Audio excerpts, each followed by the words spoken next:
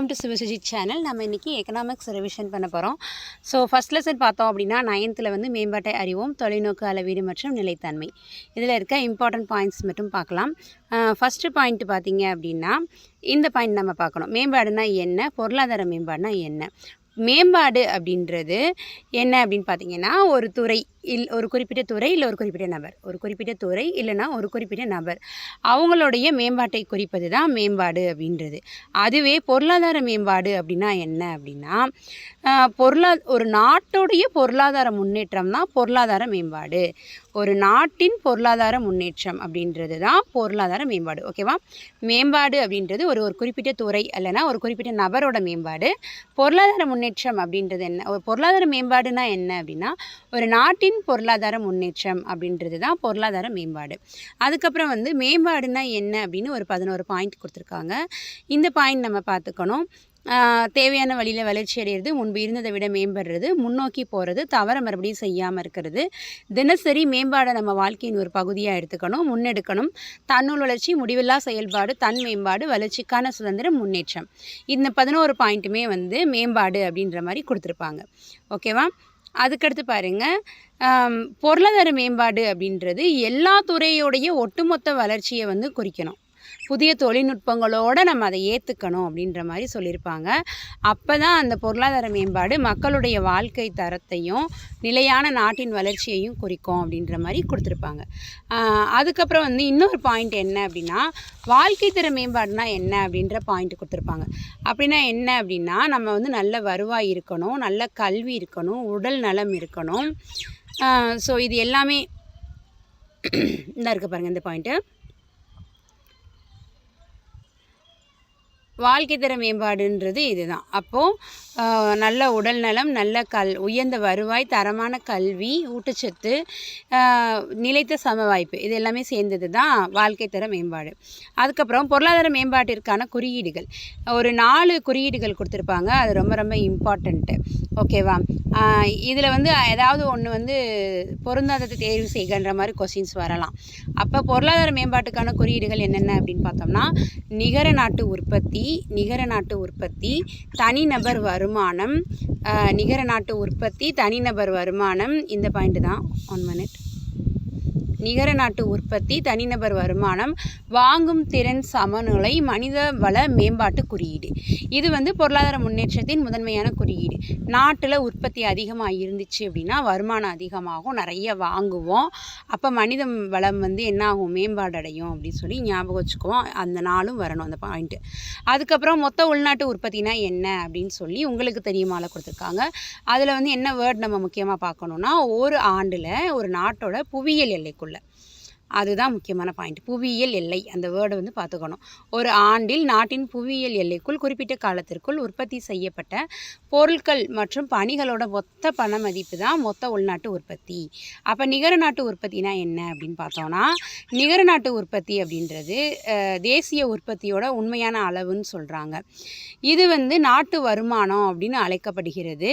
தனிநபர் வருமான உயர்வு எப்பயுமே உண்மையான உற்பத்தியோட உயர்வு அப்படின்னு பொருள்படும் அப்படின்னு கொடுத்துருக்காங்க. ஓகேவா?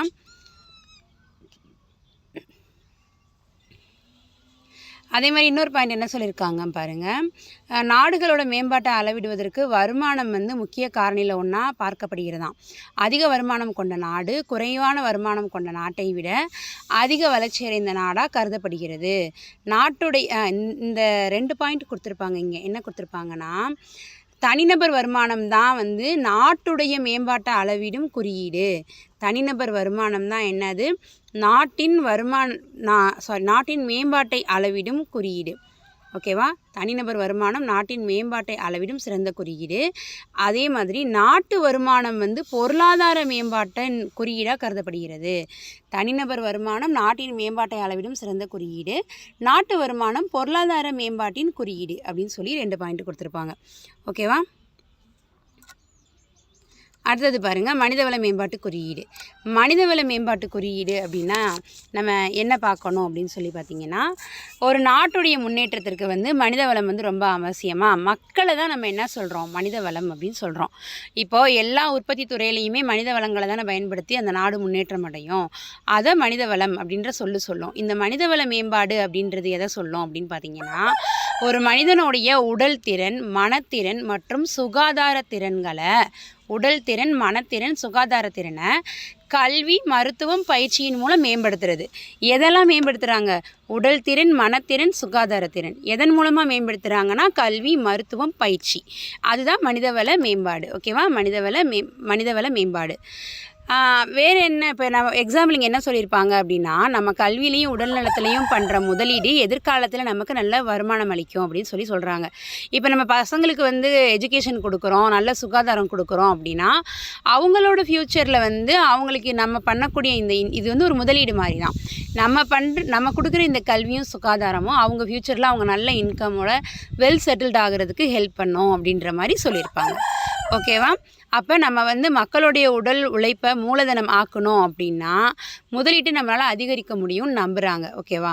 இங்கே மனிதவள மேம்பாட்டு குறியீட்டு எண் அப்படின்னு ஒரு பாயிண்ட் கொடுத்துருப்பாங்க. அப்படின்னா என்ன அப்படின்னு பார்த்தோன்னா, ஆயுள் காலம், சராசரி கல்வி, வயது வந்தோர் கல்வி அறிவு வீதம், ஆயுள் காலம், சராசரி கல்வி அளவு ப்ளஸ் வயது வந்தோர் கல்வி அறிவு வீதம், வாழ்க்கை தரம் பை தலா வருமானம், மொத்த நாட்டு வருமானம், வாங்கும் திறன் சமநிலைன்னு கொடுத்துருக்காங்க.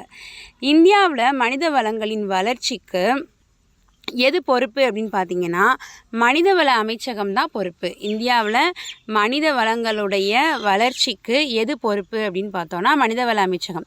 இதோட தலைமையகம் எங்கே இருக்குது அப்படின்னா புதுடெல்லியில் இருக்குது. ஓகேவா? தலைமையகம் எங்கே இருக்குது அப்படின்னு பார்த்தோன்னா புதுடெல்லியில் இருக்குது. அடுத்தது நிலையான மேம்பாடுன்னு கொடுத்துருக்காங்க. அதில் ஒன்றும் ரொம்ப மேஜாரிட்டி பாயிண்ட்டுன்னு எதுவும் இல்லை. புதுப்பிக்கத்தக்க வளங்கள் வந்து இயற்கை வளங்களை 2 வகையாக பிரிக்கலாம். புதுப்பிக்கத்தக்க வளங்கள், இயலா வளங்கள் அப்படின்னு சொல்லி 2ஆக பிரிக்கலாம் அப்படின்ற மாதிரி கொடுத்துருப்பாங்க. இப்போ இந்த நிலத்தடி நீர் அப்படின்றது ஒரு புதுப்பிக்க தகுந்த வளங்களுக்கு எடுத்துக்காட்டு. நிலத்தடி நீர் வந்து எதுக்கு எடுத்துக்காட்டு? புதுப்பிக்கத்தக்க வளங்களுக்கு ஒரு எடுத்துக்காட்டு. வளங்களை வந்து இப்போ நம்ம யூஸ் பண்ணுறோம் அப்படின்னா அது வந்து மறுபடியும் வந்து மீண்டும் பயன்படுத்துவதற்கு பதிலாக செலவு செய்து விட்டால் எவ்வாறு நிலையான மேம்பாடு சாத்தியமாகும்னு கேட்குறாங்க. அதை பேஸ் பண்ணி தான் புதுப்பிக்கத்தகாத வளங்கள் வந்து தீர்ந்துடும். அதை நம்மளால் மறுபடியும் உருவாக்க முடியாது. அப்போ நம்ம நிலையான மேம்பாடு அடையணும் அப்படின்னா சுற்றுச்சூழல் தன்மையை வந்து சமநிலையில் வைத்திருக்க வேண்டும் அப்படின்னு சொல்லியிருக்காங்க. அப்புறம் பாருங்கள், தமிழ்நாட்டின் கல்வி அறிவு வீதம். தென் மாநிலங்களில் நம்ம என்ன பிளேஸில் இருக்கோம் அப்படின்னா 2வது இடத்துல இருக்கோம் கல்வி அறிவு வீதத்தில். தமிழ்நாட்டுடைய கல்வி அறிவு வீதம் வந்து தேசிய சராசரியை விட அதிகமாக இருக்குது. அதே மாதிரி உயர்கல்விக்கான சேர்க்கை வந்து இந்தியாவிலேயே தமிழ்நாட்டில் தான் உயர்கல்வி சேர்க்கை வந்து ரொம்ப உயர்ந்ததுன்றாங்க. சரி, இந்த உயர்கல்வி சேர்க்கை வந்து தமிழ்நாட்டில் எத்தனை %, இந்தியாவில் எத்தனை % சொல்லுங்கள். அதே மாதிரி தமிழ்நாட்டின் கல்வியறிவு வீதம் வந்து எவ்வளோ %? தமிழ்நாட்டின் கல்வியறிவு பெர்சன்டேஜ் வந்து 80.09%. ஓகேவா? அதுவே வந்து உயர்கல்வி சேர்க்கையில் வந்து இந்தியாவோட பர்சன்டேஜ் 24 தான். ஆனால் தமிழ்நாட்டுடைய பர்சன்டேஜ் 44.3. ஓகேவா? இன்னொரு வாட்டி ரிப்பீட் பண்ணுறேன். தமிழ்நாட்டின் கல்வி அறிவு வீதம் எவ்வளோ அப்படின்னு பார்த்தீங்கன்னா 80.09%. அதே மாதிரி உயர்கல்வி சேர்க்கை, தமிழ்நாட்டின் உயர்கல்வி சேர்க்கை எவ்வளோ அப்படின்னு பார்த்தோம்னா 44.3%. இந்தியாவோட உயர்கல்வி சேர்க்கை வந்து 24% தான். ஓகே, சரி, ஓகே. அப்புறம் அடுத்த பாயிண்ட்டுக்கு போயிடலாம். இங்கே என்ன கொடுத்துருக்காங்க அப்படின்னா கல்வியறிவு விகிதம், பாலின விகிதம், அப்புறம் உயர்கல்வியில் சேர்க்கை கொடுத்துருக்காங்க. கல்வியறிவு விகிதம் பாருங்கள், இருக்கிறதுலே வந்து தமிழ்நாடு 80.9%. இப்போ சொன்னேன் இல்லையா, இந்தியா வந்து 74.4, ஆனால் தமிழ்நாடு 80.9. இந்தியா வந்து அதே மாதிரி உயர்கல்வி சேர்க்கையில் 24%, தமிழ்நாடு 44. பாலின விகிதம்னு எடுத்துக்கிட்டாலும் நம்ம 943 இந்தியானா நம்ம 996 தமிழ்நாடு இருக்காங்க. இது வந்து நிதி ஆயோக்குடைய பதிவு.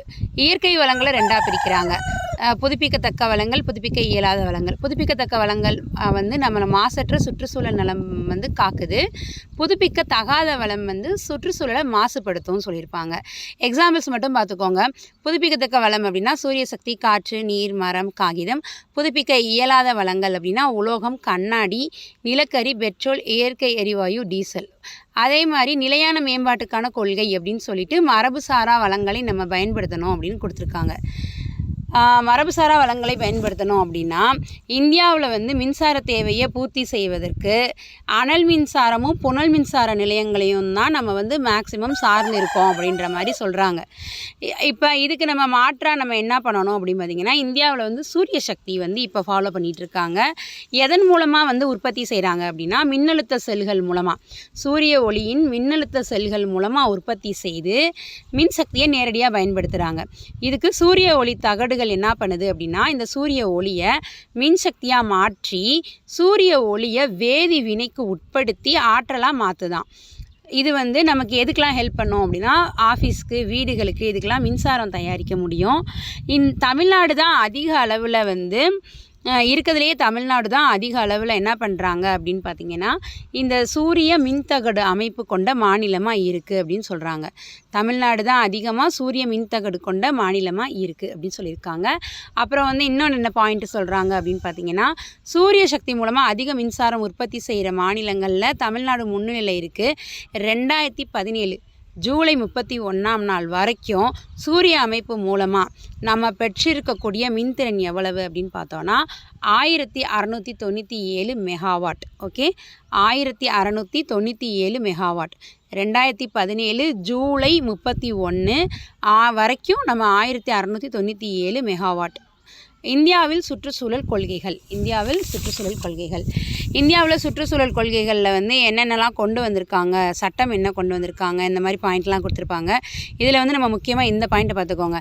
இந்திய அரசியலமைப்பின் பிரிவு 51(7)G இது என்ன சொல்லுது அப்படின்னா காடு, ஏரி, ஆறு, வன உயிர்கள் இயற்கை சூழலை பேண மேம்படுத்த அனைத்து உயிரினங்களை பாதுகாக்க இந்தியாவில் இருக்க ஒவ்வொரு குடிமகனும் கடமைப்பட்டுள்ளனர் அப்படின்னு சொல்லி வலியுறுத்துது.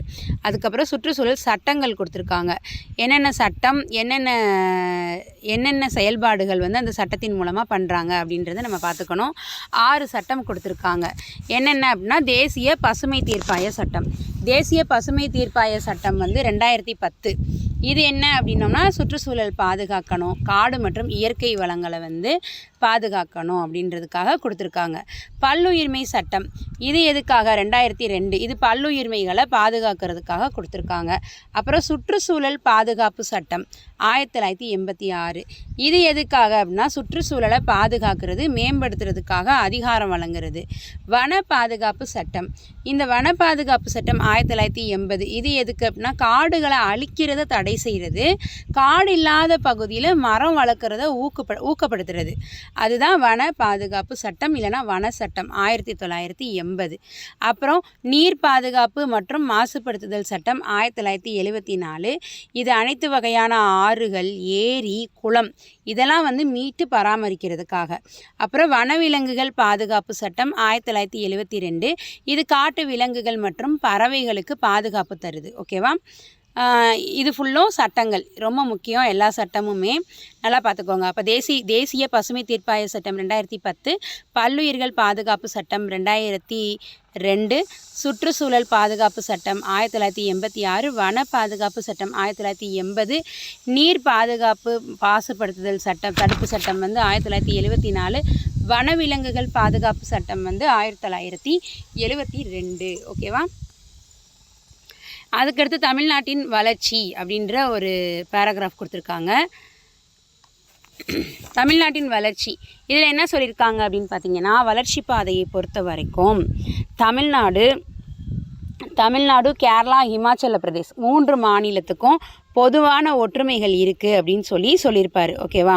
இது ஃபுல்லுமே இந்த அன்சர்டைன் க்ளோரி அப்படின்ற புக்கில் வந்து அமர்த்தியா சென் வந்து எழுதின புக்கு. இது நோபல் பரிசு பெற்ற அமர்த்தியா சென் அவர் எழுதிய புக்கு அன்சர்டைன் க்ளோரி அப்படின்ற இந்த புத்தகம். அதிலேருந்து சில பாயிண்ட்ஸ் கொடுத்துருக்காங்க. இதில் வந்து தமிழ்நாடு தான் எல்லா திட்டங்கள்லையும் சிறப்பாக செயல்படுகிறது அப்படின்னு கொடுத்துருப்பாங்க.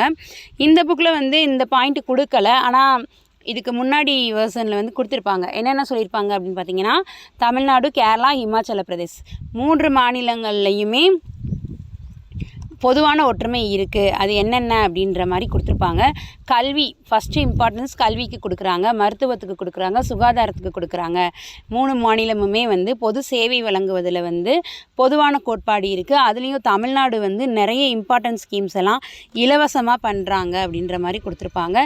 சிறந்த நிர்வாக திறமை இருக்குது. அதே மாதிரி ஜாதி சமத்துவமின்மையை களைவதில் தமிழ்நாடு, கேரளா, இமாச்சல பிரதேஷ் வந்து அனைவருக்கும் சமம்ன்ற கோட்பாட்டை வலியுறுத்துகிறாங்க அப்படின்ற பாயிண்ட்லாம் வந்து கொடுத்துருப்பாங்க. ஓகேவா?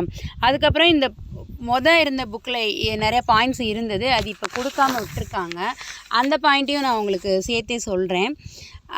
இது பாருங்கள், வனவிலங்கு பாதுகாப்பு சட்டம் 1972 வனவிலங்குகள் மற்றும் பறவைகளுக்கு பாதுகாப்பு அளிக்கிறதுன்னு மட்டும் இங்கே கொடுத்துருக்காங்க. பட் முன்னாடி இந்த புக்கில் என்ன கொடுத்துருப்பாங்கன்னு பார்த்தீங்கன்னா, அனல் மின் நிலையம் சூழலை மாசுபடுத்தும் அதிகளவு கார்பன் டை ஆக்சைடை வெளியேற்றி சூழலை மாசுபடுத்துகிறது. அனல் மின் நிலையம் வந்து கார்பன் டை ஆக்சைடை அதிகமாக வெளியேற்றி சுற்றுச்சூழலை மாசுபடுத்துது அப்படின்ற ஒரு பாயிண்ட்டை வந்து கொடுத்துருப்பாங்க அது கீழே. அதுக்கப்புறம் சார்க்கு பற்றி கொடுத்துருப்பாங்க. G8 கண்ட்ரீஸ் கொடுத்துருப்பாங்க. சார்க்கு G8 கண்ட்ரீஸு. அதுக்கப்புறம் இன்னும் என்ன கொடுத்துருப்பாங்க அப்படின்னு பார்த்தீங்கன்னா, தனிநபர் வருமானம் அது கொடுத்துருப்பாங்க. பிரிக்ஸு கொடுத்துருப்பாங்க. பிரிக்ஸு அப்புறம் தலா வருமானம்னா என்ன அமௌண்ட்லேருந்து எந்த அமௌண்ட் வரைக்கும் டாலரில் இருக்கணுன்ற டீட்டெயிலெலாம் கொடுத்துருப்பாங்க. அது என்னென்னு நான் சொல்லிடுறேன் உங்களுக்கு ஓவரலாக. G8 கண்ட்ரீஸ் அப்படின்னு நீங்கள் எடுத்துக்கிட்டிங்க அப்படின்னா அதில் 8 கண்ட்ரீஸ் இருப்பாங்க. ஸோ அதில் வந்து ஃபஸ்ட் பிளேஸ் தலா வருமானத்தில் யார் இருக்கா அப்படின்னு பார்த்தீங்கன்னா அமெரிக்கா, $61,69,000. லாஸ்ட் பிளேஸில் யார் இருக்காங்க அப்படின்னு பார்த்தீங்கன்னா ரஷ்யா இருப்பாங்க. அதே மாதிரி சார்க் கண்ட்ரீஸில் வந்து ஃபஸ்ட் பிளேஸில் யார் இருப்பாங்கன்னு பார்த்தீங்கன்னா இலங்கை இருப்பாங்க. தேர்ட் பிளேஸில் இந்தியா இருப்பாங்க. ஓகேவா? சார்க்லேயும் பிரிக்ஸ்லேயும் மட்டும்தான் இந்தியா இருக்கும். G8ல் இந்தியா இருக்க மாட்டாங்க. அப்போ சார்க்கில் வந்து ஃபஸ்ட் பிளேஸ் இலங்கை, தேர்ட் பிளேஸ் இந்தியா.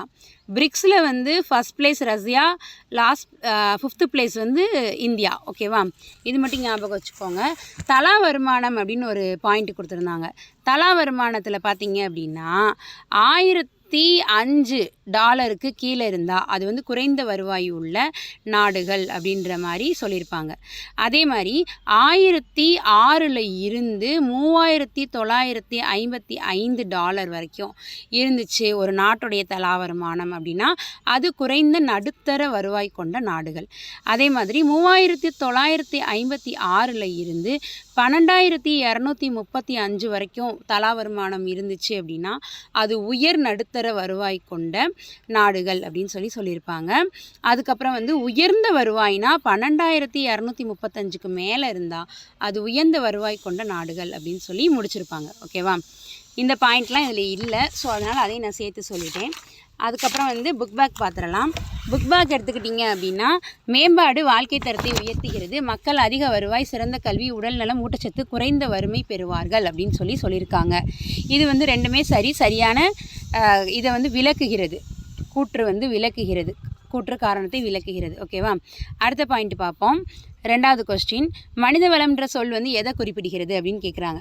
ஒட்டுமொத்த மக்களோட திறமையை குறிப்பிடுகிறது. ஓகேவா? மனித வளம்ன்ற சொல் வந்து ஒட்டுமொத்த மக்களின் திறமையை குறிப்பிடுகிறது. நாடுகளுக்கு இடையான மேம்பாட்டை ஒப்பிட அவர்களின் மிக முக்கிய பண்புகளில் ஒன்றாக கருதப்படுவது அப்படின்னு கேட்டிருக்காங்க. எது கருதப்படுகிறதுனா அவங்களுடைய வளர்ச்சி தான் கருதப்படுகிறது.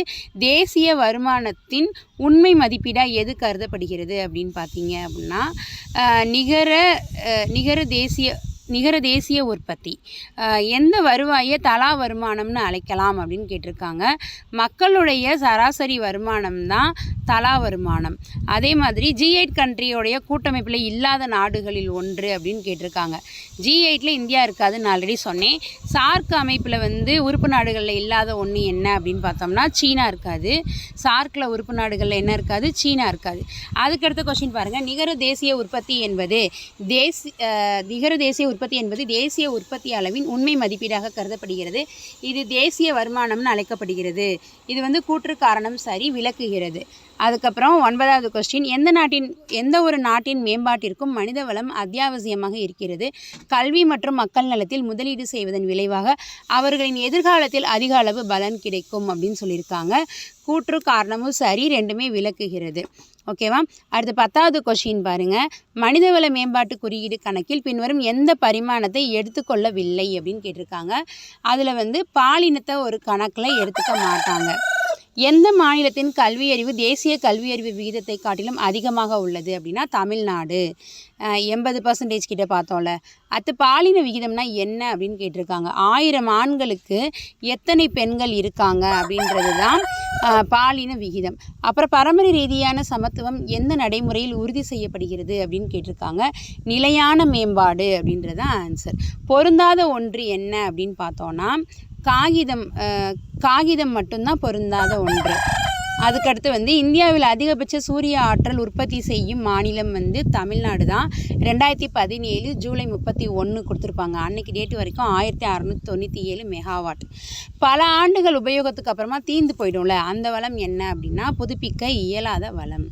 ஓகேவா? அப்புறம் அனல் மின் நிலையம் அதிக அளவில் வந்து கார்பன் டை ஆக்சைடு வந்து வெளியிடுவதால் சுற்றுச்சூழல் மாசுபடுகிறது அப்படின்ற கொஷின் வந்து நம்ம பார்த்தோம் ஆல்ரெடி. எந்த ஒரு நாட்டின் பொருளாதார மேம்பாடு எப்படி அறியப்படும் அப்படின்னு பார்த்திங்கன்னா அனைத்து துறைகளுடைய ஒட்டுமொத்த வளர்ச்சி, அப்புறம் புதிய தொழில்நுட்ப பயன்பாடு அப்படின்னு அறியப்படும். அடுத்து மனிதவள மேம்பாட்டு அமைச்சகத்தின் தலைமையகம் எங்கே இருக்குன்னா புதுடெல்லி சாஸ்திரி பவன். இந்தியாவில் அதிக கல்வியறிவு பெற்றுள்ள மாநிலம் அப்படின்னா கேரளா தான் ஃபஸ்ட்டு. அடுத்து வந்து உலக அளவில் மனிதவள மேம்பாடு அறிக்கை தயாரித்து வெளியிடுகிற நிறுவனம் என்ன அப்படின்னா ஐக்கிய நாடுகளுடைய வளர்ச்சி திட்டம். அப்புறம் அன்சர்டைன் க்ளோரி அந்த புக்கோடைய ஆசிரியர் யாருன்னா அமர்த்தியா சென். மேம்பாடுனா என்ன? தினசரி வாழ்க்கையின் ஒரு பகுதி. அந்த 11 பாயிண்ட் கொடுத்துருந்தாங்க பாருங்கள், அதில் இருக்கும் இது. அப்புறம் மனித வளம் அப்படின்னா என்னென்னா கல்வி. சூரிய சக்தி அப்படின்றது புதுப்பிக்கத்தக்க வளம். 1972 வனவிலங்கு பாதுகாப்பு சட்டம். இதோட இந்த லெசன் முடிஞ்சிருச்சு. அடுத்த லெசன் பார்க்கலாம். தேங்க்யூ ஃப்ரெண்ட்ஸ், கீப் வாட்சிங்.